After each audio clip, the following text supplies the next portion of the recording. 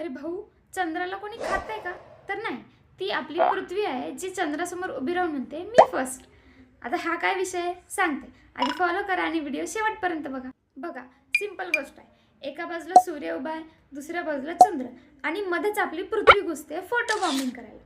सूर्याचा प्रकाश जातोय चंद्राकडे, पण मध्ये पृथ्वी असल्यामुळे पृथ्वीची सावली चंद्रावर पडते. याला बोलतात ग्रहण. ग्रहणाचे 3 टाइप्स आहेत. टोटल लुनार इक्लिप्स, यामध्ये पूर्ण छाया चंद्रावर पडते आणि चंद्र लाल रंगाचा दिसतो. दुसरं आहे पार्शियल इक्लिप्स, यामध्ये फक्त अर्धी छाया पडते पृथ्वीची. आणि तिसरं आहे पेन्युम्ब्रल इक्लिप्स, यामध्ये फक्त एका कोरेवर छाया पडते पृथ्वीची. आता तुम्ही म्हणाल, दर महिन्याला पौर्णिमा येते तेव्हा का नाही होत? पण दरवेळी पृथ्वी, सूर्य आणि चंद्र हे एका लाईनमध्ये येत नाहीत, थोडेसे तिरकं होतात.